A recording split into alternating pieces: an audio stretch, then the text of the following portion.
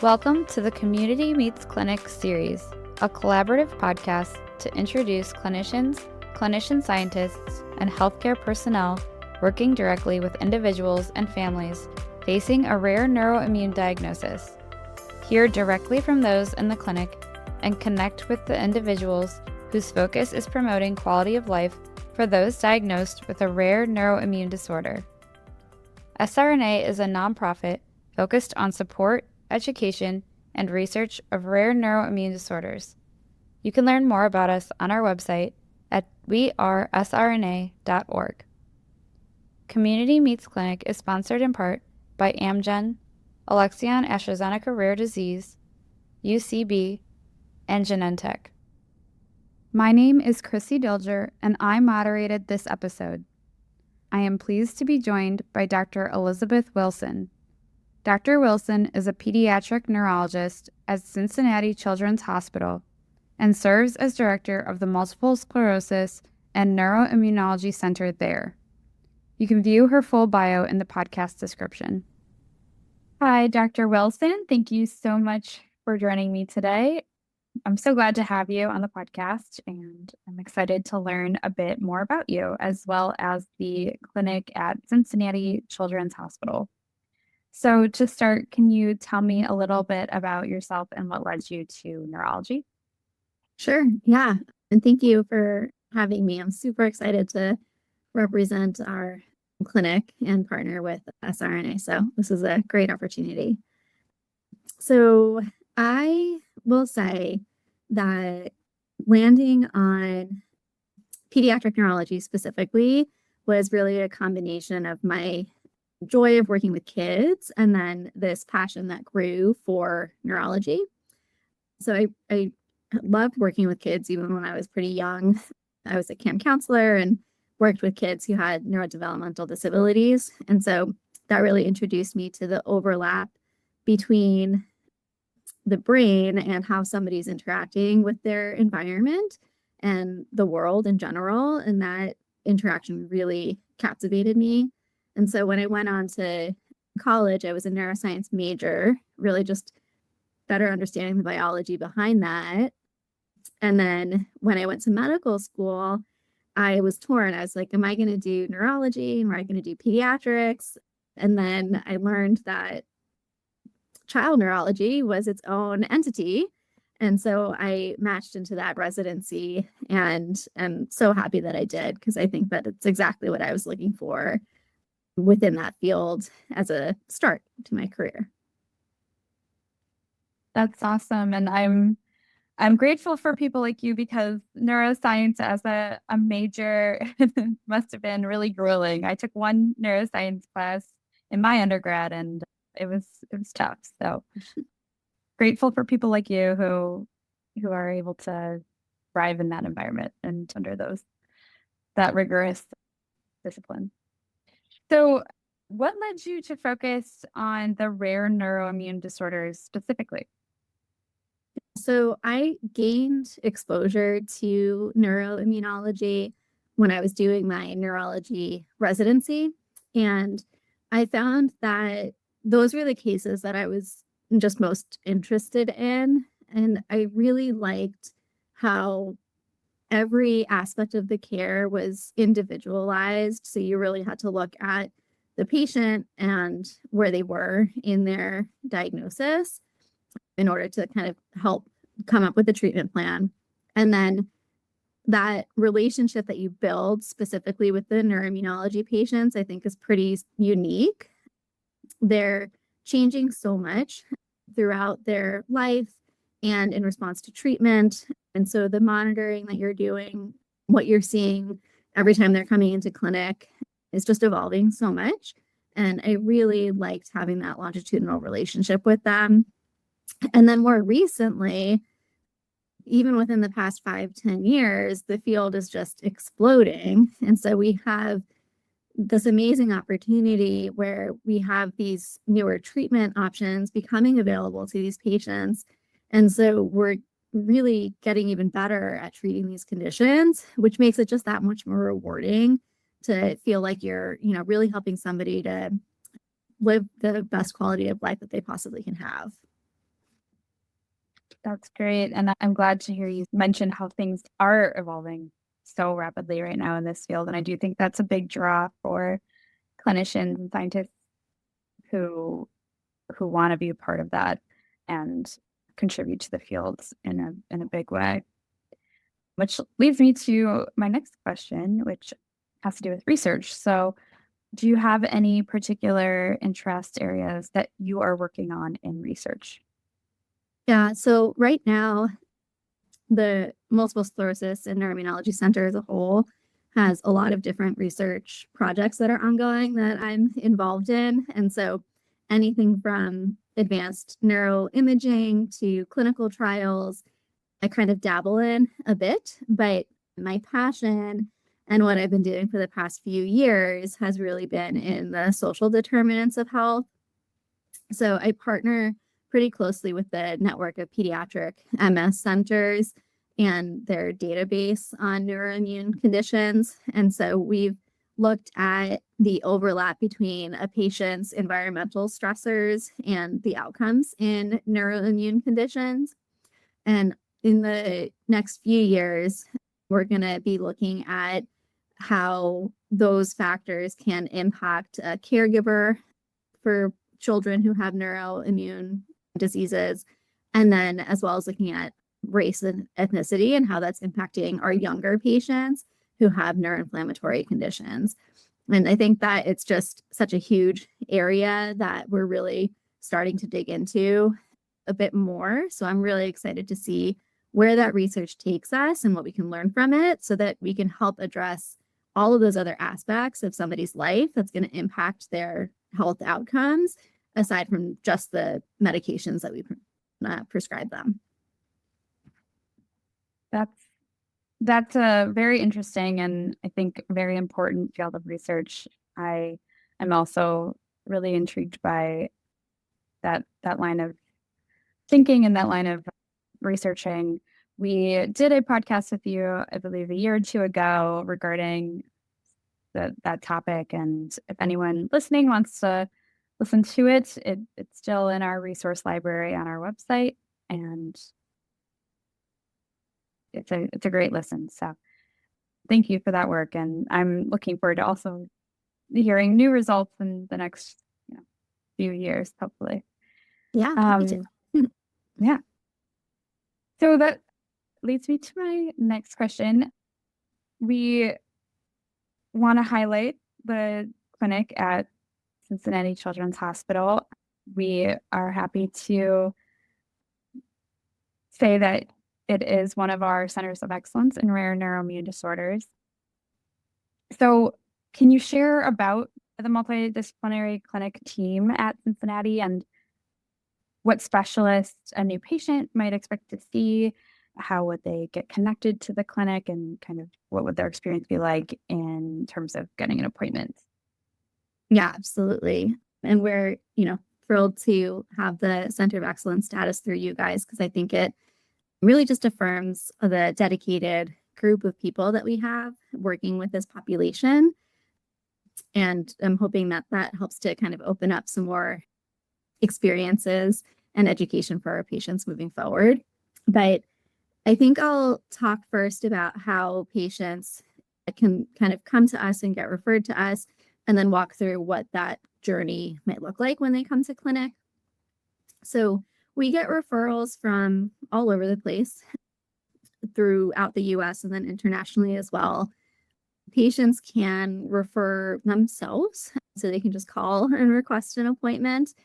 But we certainly get referrals from all different specialists, so neurologists in the community, as well as primary care providers, or other specialists like rheumatologists will sometimes even refer to us. So very open in terms of the pathway to getting in. And then the first people that will be in contact with the patients are our clinic coordinator and our care coordinator, and they kind of help throughout the whole process. Our clinic coordinator helps us to gather all of the records so that we can make sure that before we're meeting the patient, if it's for a second or third opinion, that we have all the information we need to help them. And then we'll schedule them in clinic. And who they meet in that clinic is really going to depend on their specific needs. So we have a few different combined clinics where patients can see multiple providers at the same time or in the same space. And we'll kind of triage patients into various pathways based on whatever their specific symptoms or diagnosis is. But everybody meets with a neuroimmunologist that's fellowship trained in pediatric neuroimmunology. And then the other specialists that they can meet in clinic would be our rheumatologist, who has a specific interest in neurologic manifestations of rheumatologic diseases, which is pretty unique, and she's amazing. And then they can also meet with our pediatric neuro-ophthalmologist, which is a unique opportunity just because they're so rare. And so they're a really special person on our team that we learn a lot from. And then outside of that, in terms of just addressing somebody's cognitive, mood, and social needs, we have neuropsychologists that will do cognitive testing. We have psychiatrists and psychologists that can sometimes come to clinic and meet with patients to help address that medical coping piece, having a new diagnosis, or any of the mood symptoms that are often associated with our neuroimmune conditions.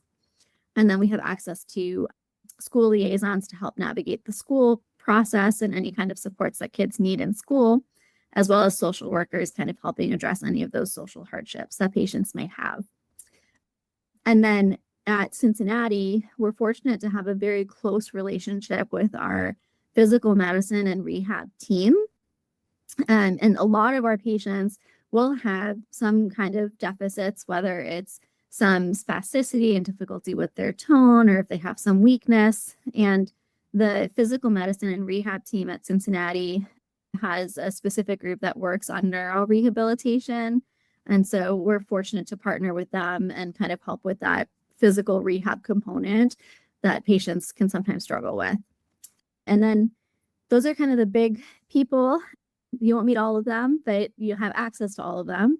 And then in the background, there's also some research coordinators that might approach patients if they're eligible for a research study during their stay. And then we have brilliant neuroradiologists that are reading all of our imaging, like our MRIs and our CAT scans, and our geneticists that do research in genetics. And so all of these people are thinking about you, even if you don't meet them in clinic. But it's a relatively large group with a lot of different people that are really invested in this patient population and really do their best to make sure that we're addressing the needs that patients have and answering the questions that they come to us with. So I feel very fortunate to work with all of them. Great. Thank you for sharing. And I'm glad that we're able to have you on as a center because you certainly fit the bill. So I can imagine as a clinician, especially when you're dealing with so much unknown with these disorders as well, that it can be difficult. How do you take care of yourself emotionally? And what do you do in your free time that might help you relax or reset? Yeah, that's a great question. And I was happy to see it listed. I honestly don't think that we get asked this too much. So it was kind of a fun one. So, yeah, self-care is very important. I mean, I think going through this process is stressful for everyone involved. And so the same is true, right, for patients and caregivers or, family caregivers. For me, I definitely rely on my family as a support system. They're really wonderful. I'm fortunate enough to have a husband who's also in medicine. And so he kind of gets the day-to-day stresses and is a huge support person for me. I'm a strong believer in pet therapy, and we have 2 dogs and 2 cats. So I get lots of loving from our pets, which also helps. And then like hobbies, having hobbies outside of medicine, I think is also helpful. So I, in the winter, like baking as a creative outlet. And then anytime that it warms up, I love being outdoors. I think nature is very healing. So hiking anything by water. I really enjoy those things. Sounds great. And I totally agree with you on the pet therapy. That's a great way to kind of relax. Is there anything you'd like to share for people with these disorders who are considering your clinic for care? Yeah, sure. I think we as a center really aim to just provide exceptional care to these children who are going through a very difficult thing. And we try to meet patients and families where they're at and provide really holistic care, which is where our multidisciplinary team comes in and why we're so large, because we want to make sure that we're meeting every need that this patient has as best as we can and really individualize the care for each patient. So it's not a cookie cutter model by any means. And I think that, for us, part of that is just making sure that we're offering access to research, to the most up-to-date diagnostic and treatment options that are out there so that our patients know that they're getting all of the options that are available to them and they're not limited in terms of their treatment because they're coming to our center. And then I think, in general, we focus a lot on rehab, on getting kids back into a good quality of life as much as possible, back into daily functioning. And that's where our connection to our rehab team comes in, but also we have a strong connection to the community. And so we love doing things like this with SRNA, educating patients. We're doing a Walk MS event. We're hosting a family education day, which SRNA is helping to sponsor. And so I think that is part of our mission as just a center and kind of speaks to the kind of care that we're trying to provide. But we're really there for the patients on an individual basis. And we'll, happy to do whatever we can to try to help address their needs and get kids, living their life as much as they can. That's wonderful. So my final question is, I always try and end on a positive note. So what are you hopeful for in the future of rare neuroimmune disorders? Yeah, I love this. I think that, it's been such an exciting field and so much has changed since I started my training. But I think in the next few years, I'm really hopeful that we're going to get better at diagnosing these disorders faster and getting patients started on treatment sooner so that we can prevent as much deficits as possible. And I think ultimately my hope is that we're going to come up with or find some kind of biomarker, some kind of test that we can definitively say how active somebody's disease is, where they are in their disease process, to just help us tailor medicine even better. And hopefully, maybe we'll get to a point where we can even prevent the first, relapse or attack in some of these disorders, which I think would be outstanding. Yeah, that's great. I think that's something I'm also hopeful for, and we at SRNA are working to help fund and also just support however we can. We're hopeful for the future as well. So thank you for sharing, and thank you so much for joining me and highlighting the clinic at Cincinnati Children's Hospital. Thanks for having me. It was great to talk to you. Thank you to our Community Meets Clinic sponsors, Amgen, Alexion AstraZeneca Rare Disease, UCB, and Genentech. Amgen is focused on the discovery, development, and commercialization of medicines that address critical needs for people impacted by rare, autoimmune, and severe inflammatory diseases. They apply scientific expertise and courage to bring clinically meaningful therapies to patients. Amgen believes science and compassion must work together to transform lives. Alexion AstraZeneca Rare Disease is a global biopharmaceutical company focused on serving patients with severe and rare disorders through the innovation, development, and commercialization of life-transforming therapeutic products. Their goal is to deliver medical breakthroughs where none currently exist, and they are committed to ensuring that patient perspective and community engagement are always at the forefront of their work. UCB innovates and delivers solutions that make real improvements for people living with severe diseases. They partner with and listen to patients, caregivers, and stakeholders across the healthcare system to identify promising innovations that create valuable health solutions. Founded more than 40 years ago, Genentech is a leading biotechnology company that discovers, develops, manufactures, and commercializes medicines to treat patients with serious and life-threatening medical conditions. The company, a member of the Roche Group, has headquarters in South San Francisco, California. For additional information about the company, please visit www.gene.com.